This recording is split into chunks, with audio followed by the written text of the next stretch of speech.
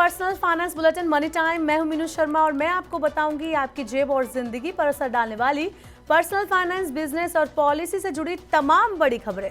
तो चलिए फटाफट शुरू करते हैं इस बुलेटिन में खबरों का सिलसिला। केंद्रीय कर्मचारियों और पेंशनर्स को जल्द खुशखबरी मिलने वाली है। सरकार जल्द ही महंगाई भत्ता यानी डीए और महंगाई राहत यानी डीआर में बढ़ोतरी करने की घोषणा करने वाली है। डीए बढ़ने से लाखों केंद्रीय कर्मचारियों और पेंशनर्स को फायदा होगा। केंद्र सरकार के कर्मचारियों की संख्या करीब 60 लाख और पेंशनर्स की संख्या करीब 77 लाख है।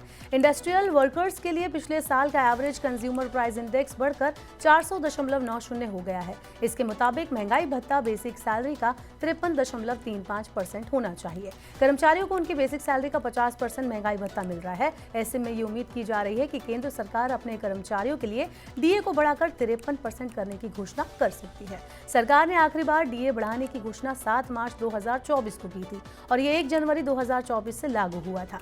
अगर सरकार के ट्रैक रिकॉर्ड को देखा जाए तो हमेशा जुलाई वाले डीए को बढ़ाने की घोषणा फेस्टिव सीजन से पहले हुई है। ऐसे में ये संभावना है कि डीए में बढ़ोतरी की घोषणा जल्द हो सकती है। सरकार अब सॉवरेन गोल्ड बॉन्ड की नई किस्त नहीं लाएगी। सरकार के लिए गोल्ड बॉन्ड एक महंगा सौदा और जटिल सौदा बन गया है। सूत्रों के मुताबिक सरकार ने सॉवरेन गोल्ड बॉन्ड को बंद करने का फैसला कर लिया है और जल्द ही इसकी आधिकारिक घोषणा हो सकती है। सोने के बढ़ते आयात को रोकने के लिए सरकार 2015 में सॉवरेन गोल्ड बॉन्ड को लेकर आई थी। अब सोने की कीमत सॉवरेन गोल्ड बॉन्ड की जारी कीमत से करीब 2 गुना से ज्यादा हो गई है। इसके अलावा सरकार को गोल्ड बॉन्ड पर निवेशकों को 2.5% सालाना ब्याज भी देना पड़ रहा है। गोल्ड बॉन्ड के निवेशकों का पैसा डबल से ज्यादा हो गया है, लेकिन इससे सरकार पर देनदारी का बोझ बढ़ गया है। इसके अलावा जिस उद्देश्य के लिए सॉवरेन गोल्ड बॉन्ड स्कीम को शुरू किया गया था वो भी पूरा होता नहीं दिख रहा। सरकार सोने के आयात में कमी लाने और फिजिकल गोल्ड की मांग को कम करने के लिए सॉवरेन गोल्ड बॉन्ड की स्कीम को लेकर आई थी। सॉवरेन गोल्ड बॉन्ड की सफलता के बावजूद सोने के आयात में लगातार वृद्धि देखी गई। वर्ल्ड गोल्ड काउंसिल के मुताबिक इस साल की पहली छमाही में सोने का आयात 325 टन के मुकाबले 16% बढ़कर 376 टन पर पहुंच गया। आयुष्मान भारत योजना के लाभार्थियों को मिलने वाला लाभ डबल होने वाला है। स्वास्थ्य मंत्रालय ने आयुष्मान भारत योजना के तहत बीमा कवर को दोगुना कर 10 लाख रुपए करने का प्रस्ताव रखा है। महिलाओं के लिए कवर की राशि 15 लाख रुपए तक करने का प्रस्ताव है। ये प्रस्ताव सामाजिक क्षेत्र पर सचिवों के समूह ने तैयार किया है। अगले 5 साल के लिए स्वास्थ्य मंत्रालय की प्रमुख प्राथमिकताओं में ये शामिल किया गया है। मंत्रालय की योजना निजी अस्पतालों में बिस्तरों की संख्या भी बढ़ाने की है। अभी आयुष्मान भारत योजना के तहत प्राइवेट हॉस्पिटल बेड की संख्या करीब 7 लाख है। इसे 2026-27 तक बढ़ाकर करीब 9.5 लाख करने का लक्ष्य है। आयुष्मान भारत योजना में अभी 5 लाख रुपए प्रति परिवार का वार्षिक बीमा कवर मिलता है। ये योजना देश के लगभग 55 करोड़ लोगों को कवर करती है, जो कि कुल आबादी का 40% है। जीएसटी काउंसिल की 9 सितंबर को होने वाली बैठक से पहले जीएसटी दरों को युक्ति संगत बनाने पर गठित मंत्री समूह की बैठक 23 अगस्त को होने जा रही है। 7 राज्यों के मंत्रियों के समूह की ये पहली बैठक होगी। मंत्री समूह का टैक्स स्लैब घटाने और उल्टे शुल्क ढांचे में सुधार के लिए सुझाव देने का काम सौंपा गया है। इसका मकसद टैक्स स्लैब को सरल बनाना, जीएसटी छूट लिस्ट की समीक्षा करना और राजस्व बढ़ाना है। जीएसटी व्यवस्था में वर्तमान में 0, 5, 12, 18 और 28% के 5 स्लैब हैं। लग्जरी और हानिकारक वस्तुओं पर सबसे ज्यादा 28% की दर के अलावा सेस लगाया जाता है।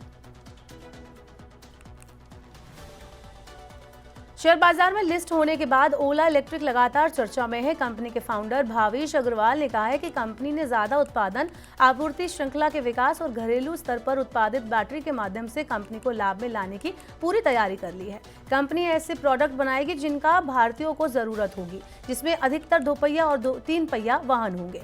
कंपनी ने पिछले सप्ताह की इलेक्ट्रिक मोटरसाइकिल सेगमेंट में प्रवेश किया है। अग्रवाल ने कहा कि उनके पास 2 या 3 रणनीतियां हैं जिन पर लगातार काम चल रहा है। आने वाली तिमाहियों में मुनाफे में सुधार लाएंगे और ओला इलेक्ट्रिक के शेयर की कीमत 76 रुपए के आईपीओ मूल्य से 2 गुनी हो चुकी है, जो निवेशकों के बीच चिंता का विषय बनी हुई है। अग्रवाल ने कहा कि ओला वाहनों में खुद की बैटरी का इस्तेमाल होने से अगले साल की शुरुआत तक मुनाफे में भी काफी वृद्धि होगी। रोजगार बाजार में तेजी से सुधार हो रहा है। 72% कंपनियों ने चालू वर्ष की दूसरी छमाही में फ्रेशर्स को भर्ती करने की इच्छा जताई है। टीम लीज एडटेक की रिपोर्ट के अनुसार 72% कंपनियों के नए लोगों को नियुक्त करने की मंशा पहली छमाही की तुलना में 4% ज्यादा है। ये 2023 की दूसरी छमाही की तुलना में 7% ज्यादा है। ये नई प्रतिभाओं के लिए रोजगार परिदृश्य में धीरे धीरे सुधार का संकेत है। पहली बार नौकरी तलाशने वालों के लिए भर्ती की इच्छा में बढ़ोतरी एक उत्साहजनक संकेत है। ये कंपनियों के बीच बढ़ते भरोसे को दर्शाता है। इससे वर्क फोर्स में प्रवेश करने वाली नई प्रतिभाओं के लिए मूल्यवान अवसर उपलब्ध होंगे। टेलीकॉम रेगुलेटर ट्राई ने लोगों को आगाह करते हुए कहा है कि ट्राई के नाम पर की जा रही फर्जी कॉल के चंगुल में ना फंसे। ऐसे कॉल में ग्राहकों को मोबाइल नंबर का कनेक्शन काटने की धमकी देकर कुछ प्राइवेट जानकारी मांगी जाती है। ट्राई ने स्पष्ट किया है कि वो मैसेज भेजकर या किसी अन्य तरीके से मोबाइल नंबर का कनेक्शन काटने के बारे में ग्राहकों के साथ संपर्क नहीं करता है। ट्राई ने कहा कि ऐसा करने वाले किसी थर्ड पार्टी एजेंसी को भी अधिकृत नहीं किया गया है। ट्राई ने नागरिकों को सतर्क रहने और संदिग्ध धोखेबाजों के झांसे में न आने की सलाह दी है। नागरिकों को ट्राई से होने का दावा करते हुए तमाम प्री रिकॉर्डेड कॉल की जा रही हैं।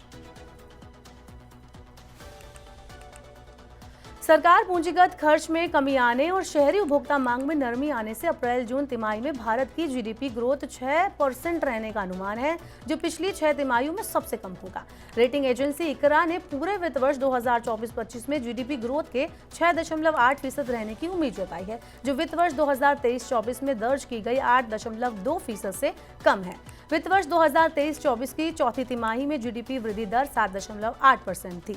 भारतीय रिजर्व बैंक के उपभोक्ता विश्वास सर्वेक्षण के अनुसार शहरी उपभोक्ता विश्वास में आश्चर्यजनक गिरावट दर्ज की गई है। वहीं पिछले वर्ष के प्रतिकूल मानसून के प्रभाव और 2024 के मानसून की असमान शुरुआत के कारण ग्रामीण मांग में व्यापक सुधार नहीं हो पाया है।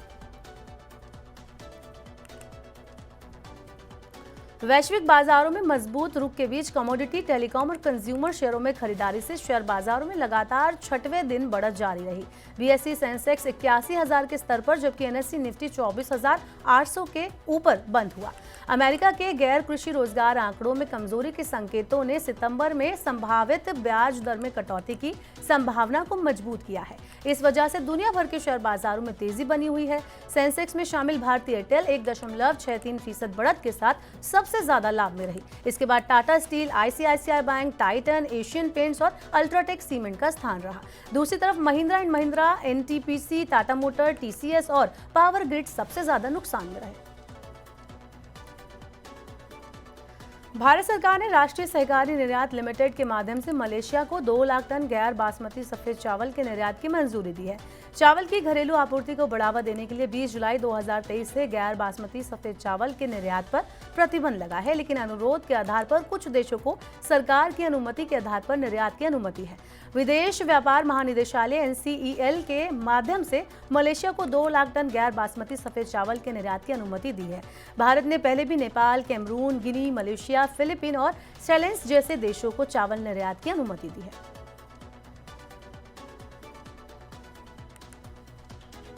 एयरलाइन कंपनी एयर इंडिया ने चौड़े आकार के अपने मौजूदा विमानों में उड़ान के दौरान वायरलेस मनोरंजन सेवा उपलब्ध कराना शुरू कर दिया है। कई यात्री टाटा समूह के स्वामित्व वाली इस एयरलाइन के कुछ विमानों में खराबी और उड़ान के दौरान मनोरंजन प्रणाली के काम न करने की शिकायत करते रहे हैं। एयरलाइन अपने पुराने बेड़े में सुधार करने और नए विमान शामिल करने के प्रोसेस में है। हाल ही में चौड़े आकार के मौजूदा विमानों में शुरू की गई नई मनोरंजन सेवा विस्टा को अब छोटे विमानों में भी अवेलेबल कराया जाएगा। ये हाल ही में शामिल किए गए B77 और A350 विमानों में उपलब्ध नहीं होगी। एयरलाइन के पास 140 विमानों का बेड़ा है। सख्त नियमों के कारण वृद्धि में नरमी के बावजूद भारत के संगठित गोल्ड लोन बाजार का आकार अगले 5 साल में दोगुना होकर 14.19 लाख करोड़ रुपए होने का अनुमान है। PwC इंडिया की मुताबिक वित्त वर्ष 2023-24 में संगठित गोल्ड लोन बाजार की पर्याप्त वृद्धि हुई थी और ये 7.1 लाख करोड़ रुपए पर पहुंच गया था। अगले 5 साल में करीब 15% की सालाना वृद्धि के साथ गोल्ड लोन का बाजार वित्त वर्ष 2028-29 तक 14.19 लाख करोड़ रुपए तक पहुंच जाएगा। भारतीय परिवारों के पास 25,000 टन सोना होने का अनुमान है। भारतीय परिवारों के पास मौजूदा सोने की कीमत लगभग 126 लाख करोड़ रुपए है। अगले 2 साल में गोल्ड लोन के बाजार में मध्यम वृद्धि देखने को मिलेगी, क्योंकि सोने के बदले कर्ज देने वाली कंपनियों को एलटीवी, रखरखाव और नीलामी से जुड़ी प्रक्रियाओं के संबंध में नियामक की बढ़ती जांच का सामना करना पड़ रहा है। आयकर विभाग ने असेसमेंट ईयर 2024-25 के लिए 15 दिन में करीब 4 करोड़ इनकम टैक्स रिटर्न को प्रोसेस किया है। असेसमेंट ईयर 2024-25 के लिए 31 जुलाई 2024 तक 7 करोड़ 28 लाख से ज्यादा इनकम टैक्स रिटर्न फाइल किए गए हैं। आयकर विभाग लगभग 4.98 करोड़ रिटर्न पहले ही प्रोसेस कर चुका है। टैक्स पेयर्स को इस बारे में सूचना भेज दी गई है। इसमें से 3.92 करोड़ आईटीआर 15 दिन से भी कम टाइम में प्रोसेस किए गए हैं।